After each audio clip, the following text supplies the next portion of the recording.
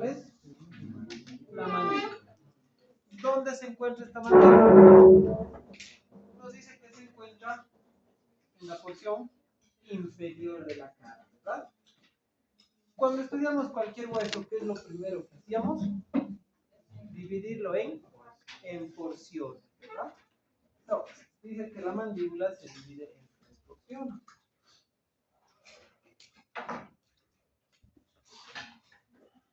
A esta porción se le llama cuerpo. Y a estas 2 porciones se les llama ramas, ¿no? Entonces la mandíbula se divide en un cuerpo y 2 ramas. ¿Por dónde vamos a comenzar a estudiar? Por el cuerpo. Entonces comenzamos por el cuerpo. Nos dice que el cuerpo tiene 2 caras. Y este es el cuerpo de la mandíbula, tiene una cara anterior y una cara posterior. Y no solo va a tener 2 caras, sino también va a tener 2 bordes, un borde superior y un borde inferior. Entonces, ¿qué vamos a estudiar en el cuerpo de la mandíbula? Una cara anterior, una cara posterior, un borde superior y un borde inferior. ¿Qué veo en la cara anterior? En la cara anterior, lo primero que voy a ver es una línea bastante gruesa, rugosa, que se llama sínfisis mandibular. Esa es la sínfisis mandibular. La sínfisis mandibular es como muy parecido a la sutura metópica del frontal o muy parecido a la cresta sinostósica del esfenoide. Es un vestigio de la unión de los 2 huesos mandibulares, como una cicatriz que les queda, ¿no? En el extremo inferior de la sínfisis mandibular yo voy a tener una eminencia. ¿Qué forma tiene? Una eminencia triangular del vértice superior del base inferior. Se llama protuberancia mentoniana. Esta protuberancia mentoniana que va a servir para la inserción de algunos músculos que los vamos a ver más adelante. Ahora, está muy grande, ¿no? Es más pequeño. Ahora, ¿qué más nos dice el bien? Lateralmente a esta protuberancia, o sea, a los lados, voy a poder evidenciar 2 líneas. ¿Cómo se llaman estas líneas? Línea oblicua. Entonces, estas son las líneas oblicuas de la mandíbula. ¿En dónde se encuentran? En la cara anterior del cuerpo, lateralmente a la protuberancia mentoniana. ¿Y para qué van a servir estas líneas oblicuas? Para la inserción de algunos músculos, ¿no? Del músculo depresor del labio inferior y depresor del ángulo de la boca. Los vamos a ver más adelante. Ahora, ¿qué más nos dice sobre estas líneas? Sobre la línea oblicua. Fíjense esta línea oblicua, ¿hasta dónde está llegando? Hasta la rama de la mandíbula. Hasta la rama de la mandíbula. Más adelante vamos a ver que la rama de la mandíbula, su borde anterior, tiene 2 labios. Un labio medial y un labio lateral. ¿Con qué labio se está continuando? Con el labio lateral, el borde anterior de la rama de la mandíbula. ¿Alguna estructura más de relevancia que nos dé Rubier? Sí, nos dice justo en la mitad de la línea oblicua tengo un agujero, el agujero mentoniano. ¿Qué característica tiene este agujero mentoniano? Está a la misma distancia del borde inferior que del borde superior. ¿Y a quién va a dar paso de este agujero? Nervio, arteria y vena, ¿verdad? Vasos y nervios mentonianos. Con ese terminado la cara anterior del cuerpo. Entonces repetimos, ¿qué estructuras veo? En la línea media, una sínfisis, la sínfisis mandibular. En el extremo inferior de esta sínfisis, una eminencia triangular llamada protuberancia mentoniana. Lateralmente esta protuberancia, dos líneas, ¿no? A cada lado, la línea oblicua. Esta línea oblicua, ¿para qué servía? Inserción de músculos, que vamos a ver más adelante. ¿Y con quién se continúa? Con el labio lateral del borde anterior de la rama de la mandíbula.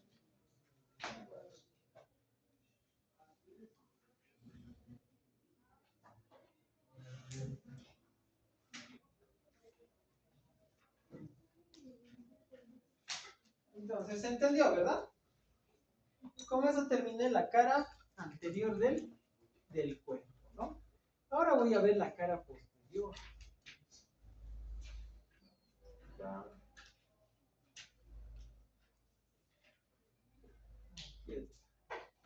Esta es la cara posterior.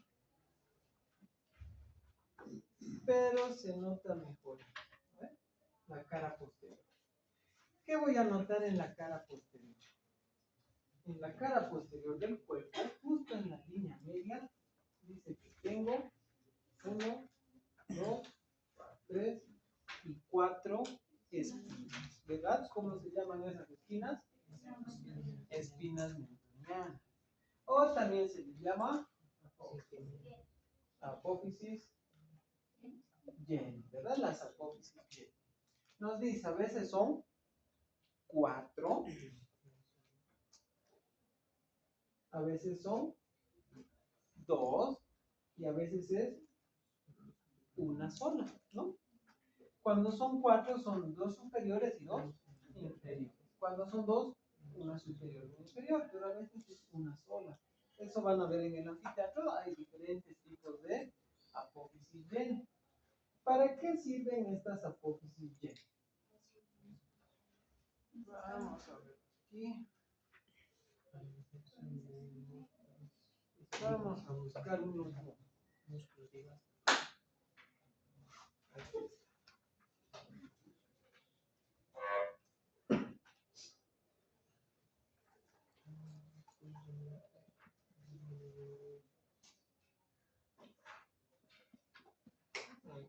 Aquí tenemos este imagen. Vamos a agrandarlo un poquito más. Esta sería la mandíbula, el cuerpo, ¿verdad? Esto, un diente incisivo, ¿no? Aquí habría una apófisis Jenny aquí, otra apófisis Jenny. La apófisis Jenny de arriba sirve para la inserción de este músculo. ¿Dónde está yendo este músculo? A la lengua. ¿Qué nombre le pondrían? Genio gloso. Gloso es lengua. ¿Ven este otro huesito? Este hueso se llama hueso hioide. Y el otro músculo se inserta aquí. ¿Qué nombre le pondrían? Genioide. Entonces, ¿para qué sirven las apófisis Jenny de la mandíbula? Las dos superiores para la inserción del músculo para la lengua, genio. Y aquí va a haber otro huesito, el hioide. Y las dos inferiores para la inserción del músculo genioide, ¿no? Entonces ya vimos, ¿no? Tenemos en la cara posterior del cuerpo de la mandíbula 4 apófisis o espinas, ¿no? Dos superiores, dos inferiores para el músculo geniogloso y para el músculo genioide. Ahora, ¿qué tengo lateralmente a estas espinas? Otra línea, ¿verdad? Esta se ve mejor en su libro. Aquí está. Aquí tengo una espina superior, una espina inferior y lateralmente a estos tengo una línea. ¿Cómo se llama esta línea? Línea oblicua interna o más conocida como línea miloioidea. Como línea miloioidea. ¿Y para qué sirve esta línea miloioidea? Se va a insertar también un músculo en toda la línea miloioidea, llamado músculo miloioideo, ¿no? Obviamente. Entonces tengo la línea miloioidea. ¿Con quién se está continuando la línea miloioidea? con la rama de la mandíbula, con el borde anterior. En realidad con el labio medial del borde anterior de la rama de la mandíbula. Y el borde lateral estaba dado por la línea oblicua de la cara. Entonces, ¿hasta ahí todo claro? Sí, ¿no? Ahora, ¿qué va a hacer esta línea miloioidea? Esta línea miloioidea está separando la mandíbula en dos compartimentos. Uno de arriba y otro de abajo. En dos compartimentos.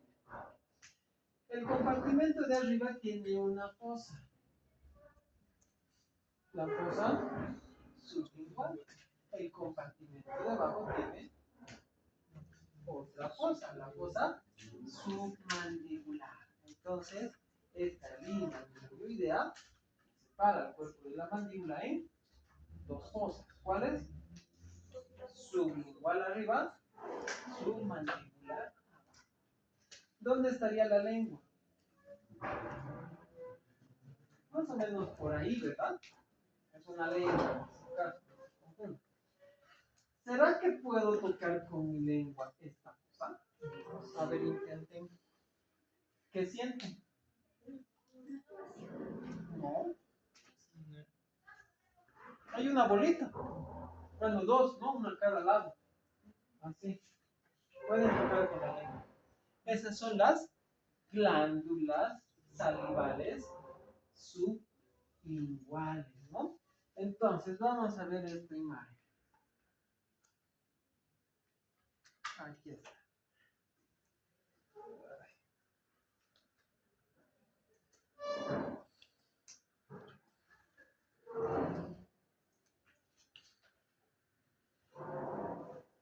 Si ustedes ven esta imagen, aquí hay una glándula. Aquí hay otra glándula. Con su lengua ustedes pueden tocar esta glándula. Esta es la glándula sublingual. ¿Por qué se llama sublingual? Porque está debajo de la lengua. Y es grande, va a generar saliva. Por aquí hay un conductito y esa saliva va a ir a nuestra boca. Todo el día está generando saliva. Esta otra glándula es la glándula submandibular. Esta es la glándula submandibular, que también mediante un conducto va a secretar saliva a la cavidad bucal. Y son grandes. Para eso necesitan una fosa. Entonces, ¿qué tiene la mandíbula? La fosa sublingual y la fosa submandibular. ¿Para quiénes? Para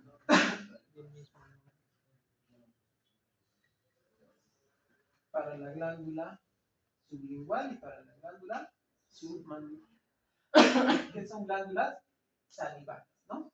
Entonces, ¿qué estructuras hemos visto? Las espinas para los músculos que ya vimos, la línea miloioidea para otro músculo, y esta línea me separaba en dos fosas, una de arriba la sublingual, otra de abajo la submandibular para las glándulas salivales. Ahora, inferiormente a esta línea miloioidea, ¿qué estoy viendo? Un surco o canal. ¿Cómo se llama ese surco? Es el surco miloioideo, ¿no? Viene desde aquí. ¿Y qué va a pasar por ahí? Aquí va a estar el músculo miloioideo. ¿Ese músculo necesitará sangre? Sí. Entonces por aquí viene una arteria y va por ese surco. ¿Generará dióxido de carbono? También. Y necesita un nervio para que me ordene cuándo moverse. Entonces, por ese surco pasan vasos y nervios miloioideos. ¿Hasta ahí todo claro? Sí, ¿no? ¿Algo más en la cara posterior del cuerpo de la mandíbula? Nada más. Ahora nos habla un poquito de los bordes, ¿verdad? De los bordes. El primer borde que vamos a ver es el borde superior. El borde superior que va a contener, ya, son unas cavidades llamadas alvéolos, los alvéolos dentarios. Entonces vamos a mostrar esto.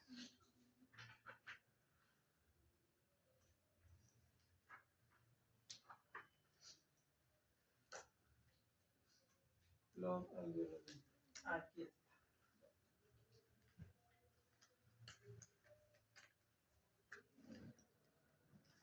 Estos orificios son los alveolos. Y adentro estarían las raíces de los dientes. Entonces, una cosa es alveolo dentario, otra cosa es pieza dentaria, ¿no?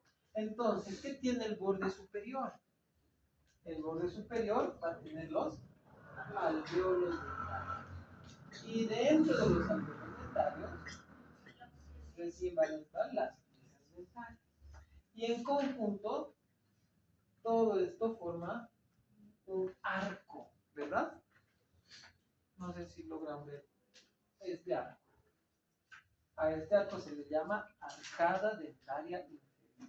Sería toda la arcada dentaria inferior.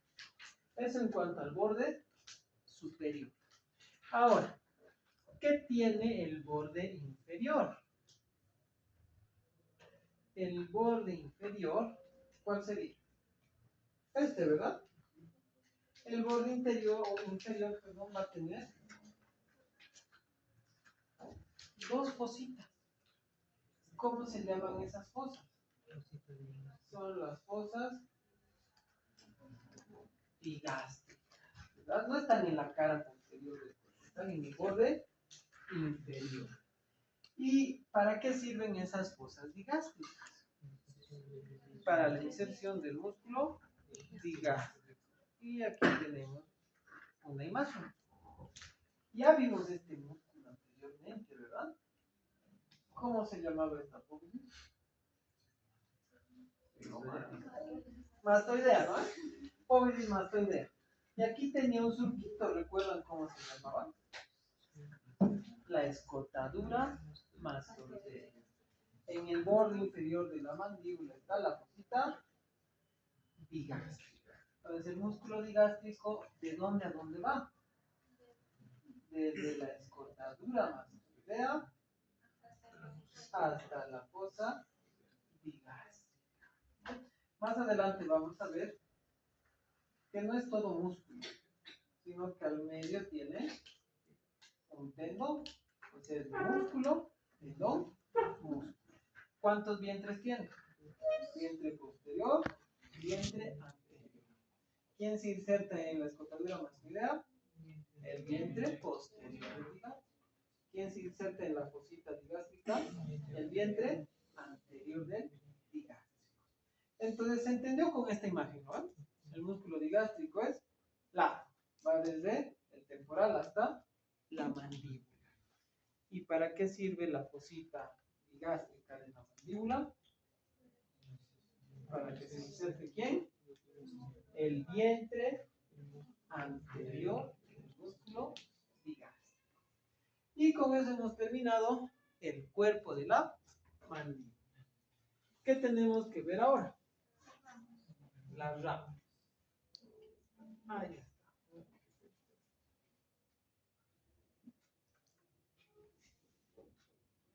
Así está, ¿no? Entonces las ramas van a tener dos caras. Una cara lateral y una cara medial. Y cuatro bordes. Un borde superior, un borde inferior, un borde posterior y un borde anterior. Entonces vamos a estudiar 6 partes de las ramas mandibulares. ¿Cuáles? Cara lateral, cara medial, borde superior, borde inferior, borde posterior y borde anterior. Hasta ahí todo claro, ¿verdad? Primero la cara lateral. ¿Qué voy a ver en la cara lateral de las ramas de la mandíbula? Aquí está. Me dicen, lo primero que voy a ver son, bueno, lo único que voy a ver son unas crestas, ¿verdad? Adelantándonos un poquito. ¿Qué borde sería este? Borde posterior. Este, borde inferior. En la unión del borde posterior y el borde inferior se forma esto, llamado el ángulo de la mandíbula. Entonces, en la cara lateral, a nivel del ángulo que tengo, crestas de inserción para el músculo macetero. Entonces, lo veremos al músculo macetero. Aquí está. Este es el músculo macetero. ¿Recuerdan cómo se llamaba esto? La apófisis zigomática. ¿Y esto? La apófisis temporal del zigomático. Entre ambos me están formando esto, el arco zigomático. ¿Dónde se está insertando el macetero? En el arco zigomático. ¿Y dónde está terminando? En el ángulo de la mandíbula. Pero para ser más específicos, en las crestas de inserción para el músculo macetero, ¿no? Y me permite abrir y cerrar la boca. Entonces, ¿para qué sirven estas crestas? Para la inserción del músculo macetero. ¿Dónde se encuentran? En la cara lateral, más o menos a nivel del ángulo de la mandíbula. ¿Se entendió? Ahora vamos a ver la cara medial. Aquí está. La cara medial. La cara medial, lo primero que notamos es un agujero, ¿verdad? ¿Cómo se llama ese agujero? Agujero mandibular. Y va a ser el punto de entrada para un conducto. ¿Qué conducto? El conducto mandibular. ¿Y qué va a entrar por este agujero mandibular? Inferior.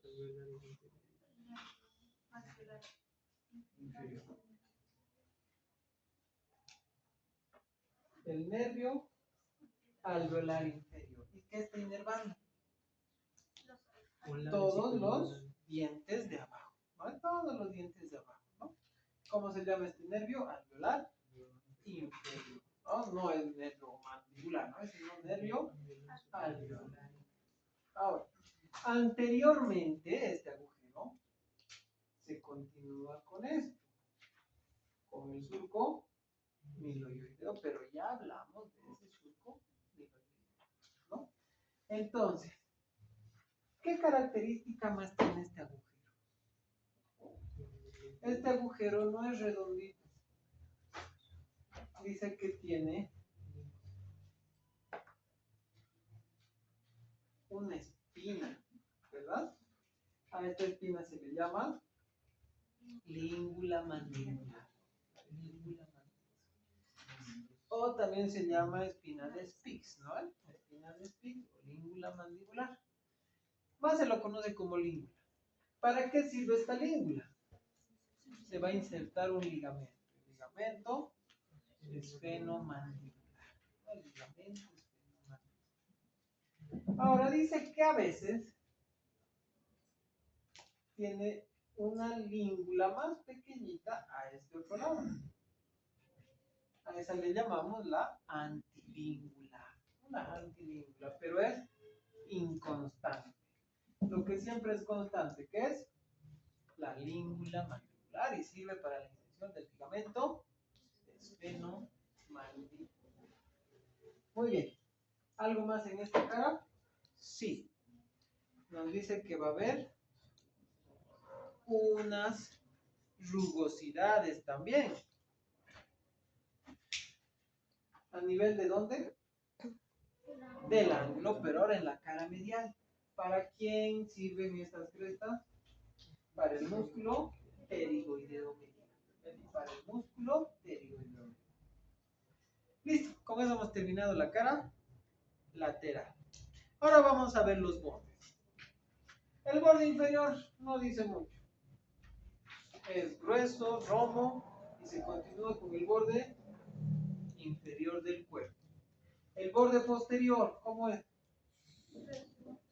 Igual, grueso, romo, tiene forma de una S y se continúa con el borde inferior y forma el ángulo de la mandíbula. Los que sí nos van a tener un poquito de problemas son estos.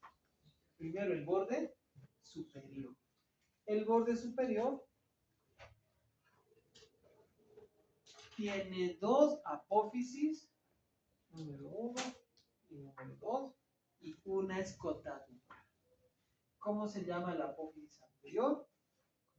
Apófisis coronoide. La posterior, apófisis condilar. Muy bien. Y la escotadura, escotadura mandibular. Esta escotadura mandibular dice que me comunica la cavidad del cigomática y maceterina, ¿no? Pasan algunas arterias y nervios por aquí, ¿no? Arteria, vena y nervio. Los vasos y nervios maceterinos o maceterinos, ¿no? Para eso sirve esta escotadura. Ahora, vamos a estudiar cada una de estas apófisis. Primero, la apófisis coronoides. ¿Qué forma tiene la apófisis coronoides? Triangular. ¿Cuántas partes tiene un triángulo? ¿Cuáles? Tiene 5. Base, vértice, bordes, caras. ¿Cuántas caras? 2, ¿verdad? Entonces, su vértice. ¿Cómo es su vértice? Puntiagudo, ¿no? Agudo. Y va a servir para la inserción del músculo temporal. El borde posterior, ¿con quién se está continuando? Con la escotadura mandibular. La base está unida a la rama de la mandíbula. Pero el más importante, ¿cuál es? El borde anterior. El borde anterior, ¿cuántos labios tiene? 2. Como están viendo en la imagen, el borde anterior tiene 2 labios. Y nos lo muestra aquí. Ahí está muy bonito, ¿no? Este es el borde anterior y tiene 1 y 2 labios. Un labio lateral y un labio medial, ¿no? ¿Y qué va a tener este borde anterior? Nos dice que va a tener aquí algo. Una cresta. ¿Cómo se llama esa cresta? Es la cresta temporal. Precisamente para el músculo temporal. Tenemos eso, ¿no? Ahora, ¿qué más nos dice? Aquí está el labio medial. Aquí está el labio lateral. ¿Qué se está formando entre los dos labios? Una cresta. Para otro músculo, para el músculo buccinador. ¿Pero en qué extremo? En el extremo inferior de este borde. ¿Cómo se llama esta cresta? Cresta buccinatriz. Entonces, ¿dónde se está formando la cresta buccinatriz? En la porción inferior de la rama de la mandíbula, de su borde anterior. ¿Entre quiénes? Entre el labio medial y el labio lateral. Y ahí se va a formar la cresta buccinatriz, ¿no? En cambio, en la porción superior se va a formar otra cresta, la cresta temporal, ¿verdad? La cresta temporal. Listo. Ahora vamos a estudiar esto. La apófisis condilar. La apófisis condilar va a tener una porción muy delgadita, justo debajo del cóndilo. A este se le llama cuello. Es el cuello de la mandíbula. Y va a estar formada por 2 pilares. Un pilar medial y un pilar lateral. Entonces, la apófisis condilar tiene 2 pilares, medial y lateral. Va a tener un cuello y el cóndilo, ¿no? Y el cóndilo. Ahora, en el pilar lateral, en el cuello, hay una fosita. ¿Para quién? Para el músculo pterigoideo lateral, ¿no? Entonces, si les preguntan, ¿quién se inserta en el cuello de la mandíbula? ¿Qué músculo? El músculo pterigoideo lateral en su fosita, la cosita del músculo pterigoideo lateral. Y con eso hemos terminado las ramas, ¿no? Aquí se puede ver, ¿no? La cresta temporal, no es muy notorio. En el labio medial del borde anterior de la rama de la mandíbula. Y con eso hemos terminado todo lo que es mandíbula. ¿Alguna duda o pregunta? Creo que todo está claro, ¿no? Ah, nos faltaba ver esto.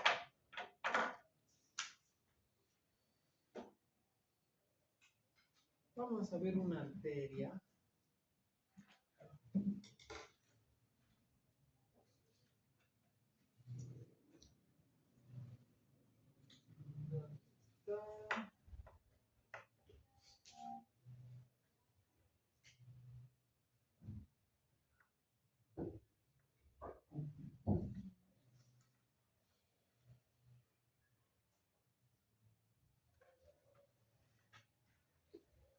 Bueno, aquí se ve más o menos, ¿no?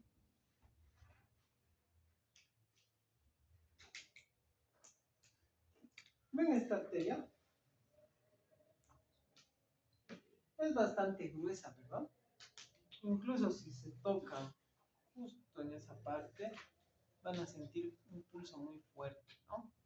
Esta es la famosa arteria facial, ¿verdad? La arteria facial. Esta arteria facial, al ser tan grande, tiene un surco que en su libro no nos muestra, pero más o menos sería este surquito. ¿Logran ver? Ese es el surco para la arteria facial, que está pasando por el borde inferior de la mandíbula, ¿no? Entonces nos faltó ver eso. Y listo, con eso hemos terminado mandíbula. Tenemos que ver ahora vértebras, ¿no? Vamos a ver.